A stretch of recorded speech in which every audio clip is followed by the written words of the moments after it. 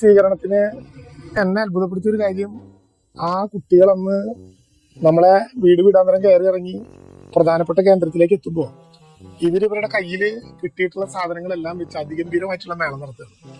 ഞാൻ താഴത്തെ വീടുകളിൽ നിന്ന് കയറി വരുമ്പോൾ ഈ ശബ്ദം കേട്ടു. ഞാൻ വിചാരിച്ചു ഇതിനിടയിൽ ഇവരാരോ നാസിക് ഡോൾ അറേഞ്ച് ചെയ്തിട്ട് കൊണ്ടുവന്ന് നിർത്തിയതായിരിക്കും എന്ന് കരുതി. അത്ര ഗംഭീരമായിട്ടുള്ള താളം.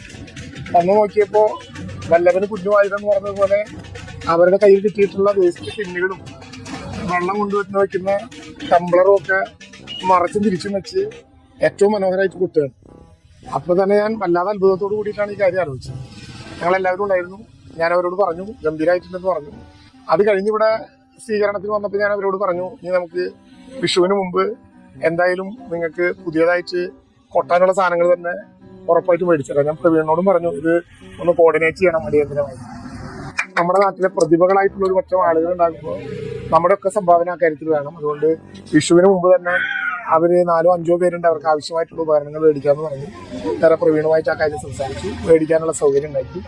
നാളെ വിഷുവാണ്, അപ്പൊ ഇന്ന് തന്നെ കൊടുത്താൽ അവർക്ക് അതിന്റെ ഒരു സൗകര്യം ഉണ്ടാകും എന്നുള്ളത് കൊണ്ടാണ് ഇന്ന് തന്നെ കൊടുക്കുന്നത്. നാളെ ചിലപ്പോ ചറക്കുന്ന് അറിയപ്പെടാൻ പോകുന്നത് ഈ താള കലാകാരന്മാരുടെ പേരിലായിരിക്കും എന്ന് ഞാൻ വിശ്വസിക്കുന്നു.